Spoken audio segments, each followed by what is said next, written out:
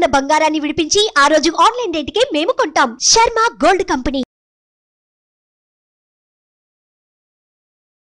Hi, welcome to our channel. ఈరోజు మనతో పాటు ఉన్నారు జ్యోతిష్య వాస్తు పండితులు, జ్యోతిష్య వాస్తు శిక్షణ నిపుణులు, లలితాదేవి ఉపాసకులు శ్రీ నానాజీ పట్నాయక్ గారు. నమస్కారం గురువు గారు. శ్రీమాత్రే నమః.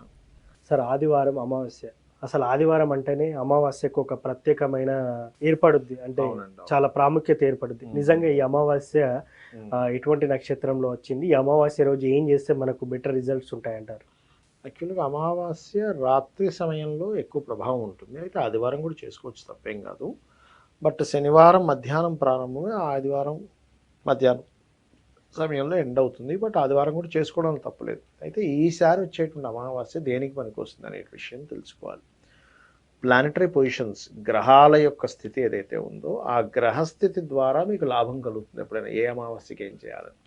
ఈసారి వచ్చేటువంటి అమావాస్య విజయం లభించట్లేదని బాధపడుతుంటారు చూసారా, అంటే నేను సక్సెస్ రావట్లేదు, నేను ఏమి చేసినా కలిసి రావట్లేదని బాధపడుతుంటారు కొంతమంది. ఒక్క దాంట్లో లాభం లేదు, అన్ని నష్టాలు అనుకుంటారు చూసారా. లాభస్థానంలో శుక్రుడు, శని, రవి, చంద్ర అంటే కుంభరాశిలో ఉంటున్నాయి ఈ 4 గ్రహాలు కూడా.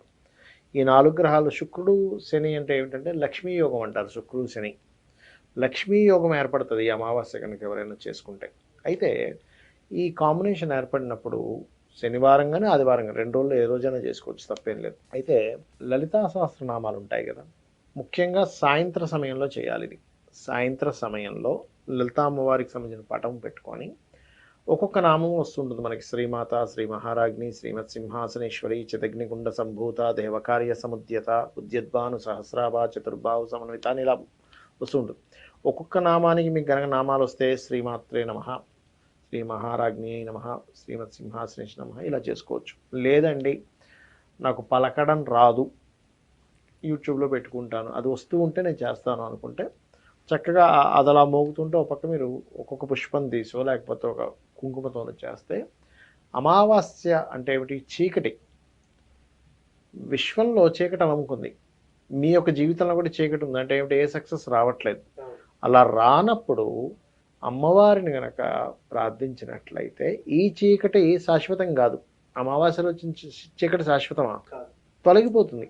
అంటే ఏంటి? తర్వాత మళ్ళీ మీకు వెలుగుంది. ఎలా అయితే విశ్వంలో వెలుగు తర్వాత వెలుగు అయితే రానుందో, అదేవిధంగా మీ యొక్క జాతక చక్రంలో ఏదైతే లాభస్థానం పాడైపోయిందో, కొంతమందికి ఏంటి లాభస్థానం పాడైపోతుంది, వాళ్ళు ఎంజాయ్ చేయలేకపోతుంటారు, కష్టపడుతుంటారు కానీ ఎంజాయ్మెంట్ జరగదు. ఇప్పుడు లాభస్థానంలో ఈ గ్రహాలు ఉండి ఆ యొక్క అమావాస్యనాలు వచ్చాయి కాబట్టి లలితా అమ్మవారి చదువుకోవడం వల్ల, అందులో పర్టికులర్గా లలితా అమ్మవారి చదువుకోవడంలో మీకు ఎటువంటి ఇబ్బంది ఉంది, మానసికంగా ఇబ్బంది ఉందనుకోండి ఉదాహరణకి. అంటే కొంతమందికి ఏమవుతుంది, ప్రతి అమావాస్యకి వాళ్ళకి స్థిరంగా ఉండదు.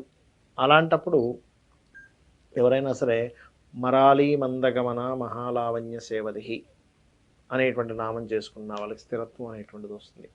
అదేవిధంగా నవవిద్రుమ బింబశ్రీ ఞక్కారి రతనచ్చద అనే నామం ఇంకా బాగా పనిచేస్తుంది. ఇది ఫైనాన్షియల్గా బాగా స్ట్రెస్లో ఉంటారు అటువంటి వారికి. ఎందుకంటే ఈ లక్ష్మీ యోగం పడ్డ దగ్గర అమావాస్య యోగం పడింది. మీరు కుంభరాశిలో కనుక మీరు ఈరోజు అమావాస్య రోజు డేట్ ఆఫ్ బర్త్ తీసి నెట్లో ఇప్పుడు మనకి చాలా సాఫ్ట్వేర్స్ ఉంటాయి, ప్లానటరీ టైమ్స్ అంటే ప్లానటరీ టైమ్స్ ఏమో హోరా దానికి.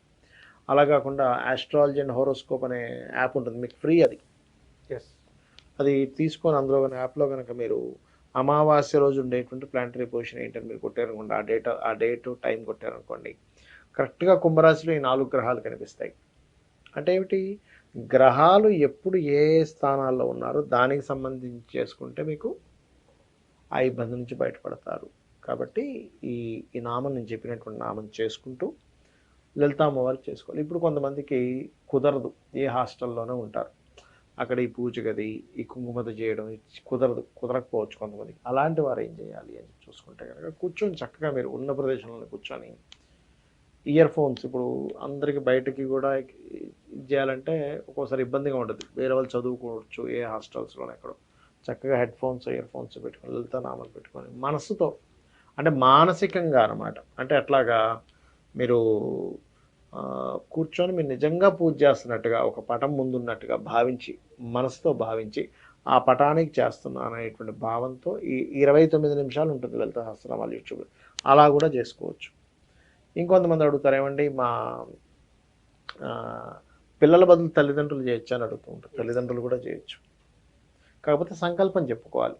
అమ్మవారికి మీరు సంస్కృతంలోనే చెప్పుకోవాలని రూల్ ఏం లేదు. అమ్మా నేను మా అమ్మాయి కోసం చేస్తున్నాను, లేకపోతే మా అబ్బాయి కోసం చేస్తున్నాను, అబ్బాయికి అన్నీ ఆగిపోయాయి, బిజినెస్ చేసినా నడవట్లేదు, ఉద్యోగం రావట్లేదు అని అమావాస్యని అడగనక చేస్తే ఖచ్చితంగా ఫలితం ఉంటుంది, అందులో ఎటువంటి సందేహం లేదు. సరే, ఈ ఈ రెమెడీతో పాటు ఈ అమ్మవారి మంత్రం చదువుతో పాటు రెమెడీస్ చాలా మంది అడుగుతా ఉంటారు. అవును ప్రతి అమావాస్యకి మనం రెమెడీస్ చెప్తా ఉంటాం. అవునవును. ఈ క్రమంలో ఎలాంటి రెమెడీ చేయాలంటారు? ఒకటండి, ఈ అమావాస్య ఇప్పుడు ఉదాహరణకి మీరు దేనికోసం చేస్తున్నారు ఈ అమావాస్య? మీకున్నటువంటి కర్మలు తొలగిపోవడానికి, ఎట్ ది సేమ్ టైం లాభం పొందడానికి, ఎంజాయ్గా ఉండడానికి కదా. మీకు ఒకటి రావాలి అంటే ప్రకృతిలో మీరు దానికి తగ్గట్టుగా చేయాలి. అమావాస్య పర్టికులర్గా ఈ అమావాస్య కనుక మీరు ఎవరికైనా అన్నము కోసం అలమటిస్తుంటారు, మనకి టెంపుల్స్ దగ్గర అక్కడ ఇక్కడ అన్నం కోసం అడుక్కునే వాళ్ళు ఉంటారు. ఒక 11 ప్యాక్స్ అన్నము, పెరుగన్నం కావచ్చు, లేనట్లయితే ఇంకేదైనా తీపి పదార్థము కలిపి మీరు కనుక ప్యాకులుగా 11 మందిగా పెట్టగలిగితే అమావాస్య నాడు ఖచ్చితంగా మీకు, ఎందుకంటే అమ్మ నాకు ఆకలితో ఉన్నాడు, నాకు హ్యాపీ ఫీలింగ్ వచ్చింది అని ఒక ఫీల్ ఎక్స్ప్రెస్ చేశాడు కదా. అలా అని ఏదో పాతది రాత్రి మిగిలిపోయింది అట్లా పెట్టకూడదు. ఎందుకంటే మీరు ఎవరికైతే దానంగా ఇస్తారో ఆ దానంగా ఇచ్చిన వ్యక్తి ఫీల్ అయిన దాన్ని బట్టి మీకు రిజల్ట్ ఉంటుంది. ఓకే, అంటే చిన్న ఎగ్జాంపుల్, ఇప్పుడు మీరు ఆఫీస్లో ఒక వ్యక్తిని పెట్టుకున్నారు, ఎప్పుడేదో తిడుతూ ఉన్నారు, రిజల్ట్ ఎలా ఉంటుందండి ఆఫీస్లో? నెగిటివ్, మొత్తం నెగిటివ్ ఉంటుంది. అరే నన్ను ఇంత తిడుతుంటే నేను ఎందుకు చేయాలి? అలా కాకుండా ఆ వ్యక్తిలో టాలెంట్ని గుర్తించి కొంచెం ఎంకరేజ్ చేస్తూ, కొంచెం భయం పెడుతూ, అరే మనం ఇట్లా చేయాలని చేస్తుంటే అప్పుడు ఎలా ఉంటుంది? రిజల్ట్ ఈజ్ మోర్ పాజిటివ్గా ఉంటుంది అట్లా అనమాట. సరే, అదే విధంగా మనం ఇప్పుడు ఇందాక మాటలో మాట ఒకటి వచ్చింది, రాత్రి అన్నం పెడితే వాడు తినేటప్పుడు కూడా అరే ఈ అన్నం ఇలా ఉంది అనేది ఆ నెగిటివ్ ఫోర్స్ కూడా ఆ వ్యక్తికి వచ్చే ఛాన్స్ 100% ఉంటుందండి. 100%. ఎందుకు? ఇప్పుడు మీరు ఒక డబ్బులు పెట్టే కొనుక్కున్నారండి, హోటల్కి వెళ్ళి బాగాలేదు, ఎట్లా ఉంటుంది మీకు? ఫీల్ బ్యాడ్ ఇంకోసారి పోరు అసలు. అవును. అట్లాగే ఒక వ్యక్తికి పుణ్యం రావాలి ఒక పదార్థం ఇవ్వడం ద్వారా అనుకున్నప్పుడు ఎంతో మంచి పదార్థం ఇవ్వాలని చెప్తుంది శాస్త్రం. తింటే అబ్బా ఈ జన్మకు చాలరా అనేటట్టు ఉండగలగాలి. ఎందుకంటే ఆకలితో అలమటిస్తున్న వ్యక్తికి మనం కూడా ఒకానొక సందర్భంలో పొద్దు నుంచి సాయంత్రం వరకు తినకపోతే ఒకసారి తింటే ఆ ఫీల్ ఎలా ఉంటుందో అతనికి అలా ఉండాలి. అది ఈ విశ్వం మొత్తం అవతల వాళ్ళు ఫీల్ అయ్యే దాని మీద, ఎక్స్ప్రెస్ చేసే దాని మీద నడుస్తూ ఉంటుందండి విశ్వం మొత్తం కూడా. అది మొత్తానికైతే సార్, అమావాస్య రోజు అమ్మవారి మంత్రాన్ని చదవలేని వారు కనీసం వినండి అని చెప్పారు 29 నిమిషాలు. అదే విధంగా రెమెడీ ఏంటంటే అన్నం దానం చేయమని చెప్పారు ఒక 11 మందికి. Thank you sir, thank you. శ్రీమాత్రే నమః. సో చూసారు కదా, ఈ అమావాస్య రోజు ఏం చేయాలి, ఏ మంత్రం చదవాలి, ఏ రెమెడీ చేయాలని గురుగారి మాటల్లో తెలుసుకున్నాం. ఇది వాటి కార్యక్రమం. మరో కార్యక్రమం మళ్ళీ కలుద్దాం. Thank you.